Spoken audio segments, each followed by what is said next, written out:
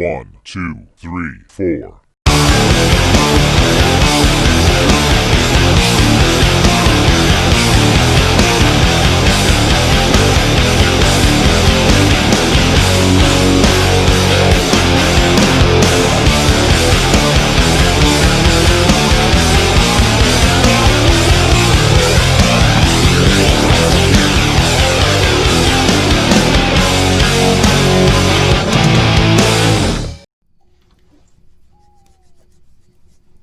Oh, hey there. Come on over. Grab a stump.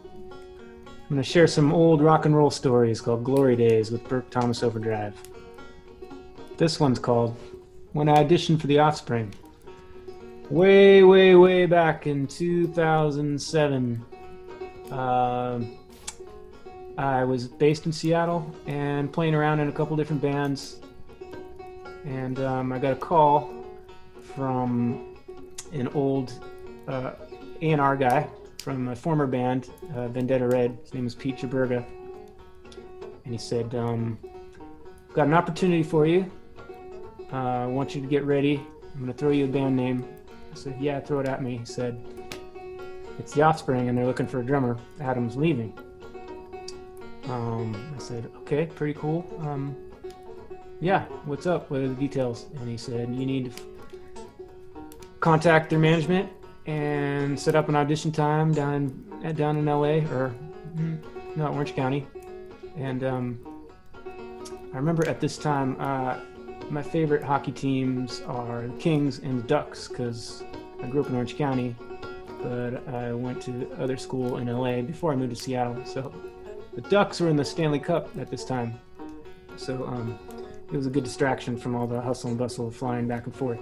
I flew down to Orange County, met the manager, and so the first audition was, I was in a big studio room, live room with gigantic speakers, and one guy, a guy was videoing me, and I played for a few songs, and that was it. It took about 10 minutes, and there was a laundry list of people who were waiting in the lobby, and I felt pretty good about it.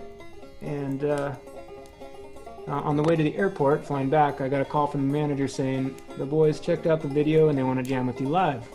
I said, good stuff, I'll cancel my flight and stick around. So I got myself a motel, waited a few days, and then got back in the room with the actual band members.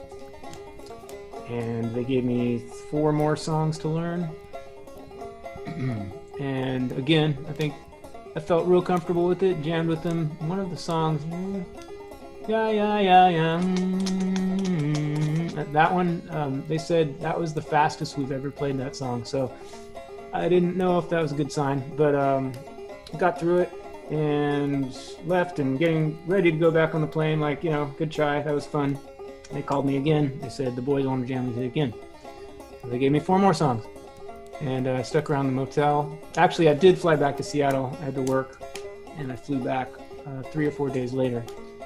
And I went back to the same studio, and this time it was the band, and it was the management, and the video people, and the press people, and there was a couple other drummers waiting in the lobby.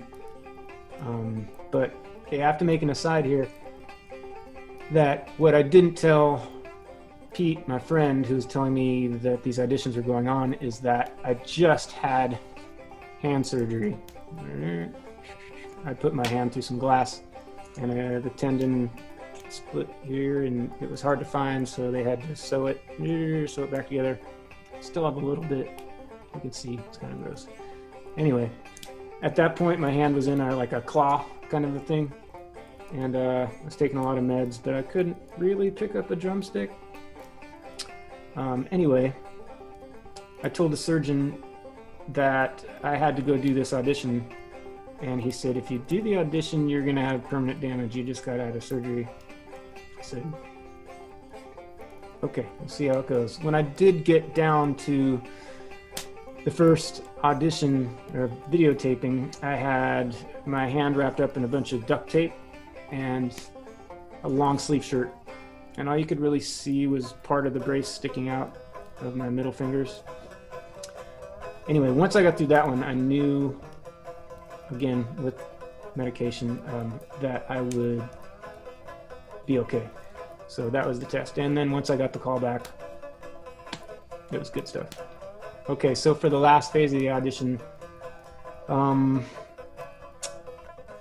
was good.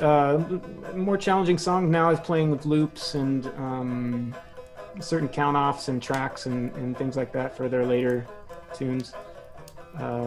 Still okay. I think there was like one fill out of the 5 songs that day that was like, could have been better, whatever.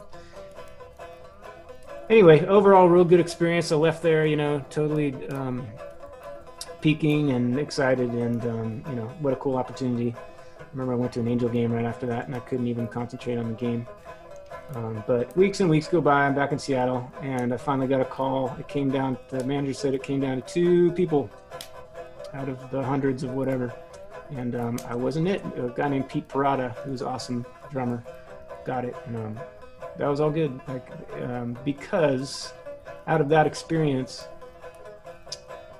I was able to make a connection with their management in many different ways. I was going on tours, and I was able to connect with the management for drum tech assistance, and also for auditioning for the Smashing Pumpkins, which would be in a future Glory Days episode. Stay tuned.